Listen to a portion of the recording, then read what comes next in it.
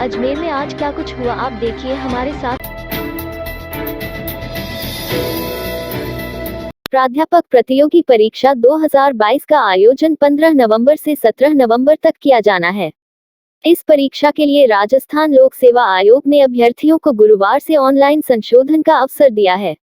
आयोग सचिव एच.एल. अटल ने बताया कि 22 सितंबर से 1 अक्टूबर तक अभ्यर्थी अपने नाम, फोटो, पिता का नाम, जन्म तिथि व जेंडर के अतिरिक्त सभी प्रकार के संशोधन ऑनलाइन कर सकेंगे। ऑनलाइन संशोधन के लिए अभ्यर्थी को ई-मित्र या ऑनलाइन बैंकिंग के माध्यम से 500 रुपये का शुल्क जमा कराना होगा। आयोग के ऑनलाइन पोर्टल पर उपलब्ध अप्लाई ऑनलाइन लिंक अथवा एसएसओ पोर्टल पर लॉगिन कर सिटीजन एप्स में उपलब्ध रिक्रूटमेंट पोर्टल का चयन कर संबंधित परीक्षा में ऑनलाइन संशोधन किया जा सकेगा। लाखन कोटरी स्थित केसरीमल हवेली में रहने वाले परिवार के लोगों ने दरगाह थाना पुलिस के एक एएसआई व हेड कांस्टेबल और कांस्टेबल के खिलाफ घर में घुसकर बिना वजह मारपीट करने व महिलाओं से बदसलूकी करने और विरोध करने पर उनके खिलाफ ही शांति भंग करने की धारा 151 के तहत गिरफ्तार करने का आरोप लगाया है। पीड़ित परिवार की महिला चुन्नी साहू ने आरोप लगाया कि पुलिसकर्मियों ने उसके साथ अभद्र व्यवहार करते हुए उसे धक्का देकर गिरा दिया, जिससे उसके पैर में गंभीर चोट आई है। इसके अलावा परिवार के लोगों के साथ मारपीट भी की है। उनका आरोप है कि जिस हवेली में रहते हैं उसके मूल मालिक कई वर्षों से नहीं आए हैं, जिसका फायदा उठाकर कुछ भूमाफिया हवेली पर कब्जा करना चाह रहे हैं, जिसका वह विरोध करते हैं। ऐसे में उन्होंने कोर्ट से भी स्टे ले रखा है, जिसमें कोर्ट ने भी मूल मालिक के सामने नहीं आने तक यथास्थिति बनाए रखने के आदेश दे रखे हैं। बावजूद इसके पुलिस कुछ भूमाफियाओं का साथ देकर उन्हें परेशान कर रही है। उन्होंने इस संबंध में पुलिस अधीक्षक को शिकायत दी है। हमें चौकीदारी के हिसाब से रख रखा है। तो कुछ गुंडे लोग आए थे कल शाम को 6 साढ़े 6 बजे करीब, उनके साथ राजाराम पुलिस वाले और अदर पुलिस वाले भी थे। तो जैसे वो डायरेक्ट अंदर घुस रहे थे, बच्चों से मारपीट करने लगे। मैं बाथरूम में नहा रही थी, शाम का टाइम था, 6 साढ़े 6 बजे का टाइम। तो वो जैसे मैंने बोला रुको रुको, तो वो डायरेक्ट मेरे बाथरूम में पर्दा लगा हुआ है, वो गेट नहीं था, उन्होंने मेरा हाथ पकड़ा, खींचा और जबरदस्ती बाहर गिराया। मेरा पैर फ्रैक्चर हो गया उसकी वजह से। तो सर पुलिस वाले ऐसे करेंगे तो फिर आम पब्लिक क्या करेगी? मामला है कि ये लाखन कोटरी में केसरीमल जी की हवेली है, बरसों पुरानी। उसमें ये 30 साल से इनके ससुर रहते थे, जो एक्सपायर हो गए। उसके बाद में जो उसका असली मालिक है उसका कोई पता नहीं है, पर 4-5 जने कहते हैं हमारी है, वो कहता है हमारी है, और आए दिन भूमि माफिया को लेके आते हैं। तो ये परेशान होकर ये लोग, इन्होंने म्युनिसिपल कोर्ट से स्टे लिया कि साहब हम इस हवेली में इतने साल से रह रहे हैं और आए दिन आके हमें लोग डराते धमकाते हैं पुलिस के साथ। तो म्युनिसिपल कोर्ट ने इनको स्टे दे दिया कि आप जब तक असली मालिक इसका नहीं आवे, मूल दस्तावेज लेके, जब तक आप इसको यथास्थिति बनाए रखें, किसी को कब्जा ना सौंपें। तो ये इसमें रह रहे हैं। विधानसभा में प्रश्नकाल के दौरान प्रदेश में लंपी रोग के नियंत्रण को लेकर विपक्ष की ओर से उठाए गए सवाल पर हंगामा हुआ। हंगामे के बीच नेता प्रतिपक्ष गुलाब चंद कटारिया और गोविंद सिंह डोटासरा के बीच तीखी नोकझोंक भी हुई। स्पीकर सीपी जोशी ने मामले को शांत कराया। सदन में भाजपा विधायक चंद्रभान सिंह आक्या ने प्रदेश में लंबी रोग पर नियंत्रण की कार्य योजना को लेकर सवाल किया। इसके जवाब में कृषि मंत्री लालचंद कटारिया ने कहा कि प्रदेश में लंपी रोग की पुष्टि हुई तो मुख्यमंत्री ने 30 करोड़ तुरंत पशुपालन विभाग को दिए। विधानसभा में आर्थिक रूप से पिछड़े प्रतिभावान छात्र छात्राओं की सहायता के लिए विशेष छात्रवृत्ति एवं अनुदान योजना का 3 साल बाद भी छात्रों को लाभ नहीं मिलने के सवाल पर सामाजिक न्याय एवं अधिकारिता मंत्री टीकाराम जूली सदन में घिरते नजर आए। आखिर में जूली ने योजना में देरी को स्वीकार करते हुए कहा कि 2021 में जिन छात्रों की सूची का जिक्र किया जा रहा है वह गलती से प्रशासनिक नोटशीट का पन्ना सवाल के साथ चला गया। योजना को अगले साल से लागू कर दिया जाएगा।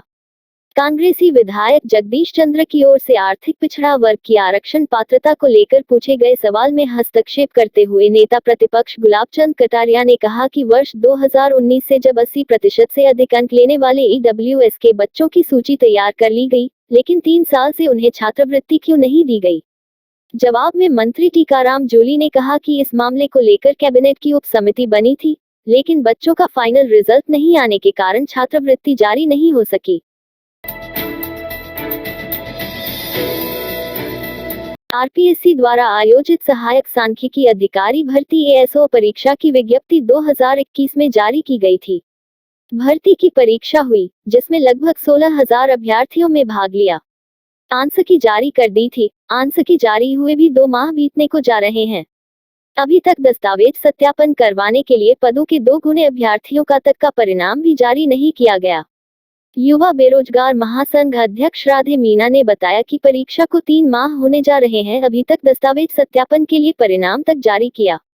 आंसकी भी जारी कर दी गई। अब 16,000 बेरोजगारों को परिणाम का इंतजार है। ये सभी अभ्यर्थी मानसिक रूप परेशान हो रहे हैं क्योंकि इसके वो अन्य भर्तियों की भी तैयारी नहीं कर पा रहे। यदि जल्द परिणाम नहीं जारी किया गया तो सांख्यिकी विभाग के मंत्री के गोविंद राम मेघवाल के बंगले का घेराव करेंगे। उसके बाद आरपीएससी का घेराव किया जाएगा। कांग्रेस राष्ट्रीय अध्यक्ष पद को लेकर जारी चर्चाओं के बीच पीसीसी चीफ गोविंद सिंह डोटासरा ने कहा कि हम सबकी मांग है कि राहुल गांधी पार्टी की कमान संभाले। राहुल अगर नहीं माने तो राजस्थान को इस पद का तोहफा मिल सकता है।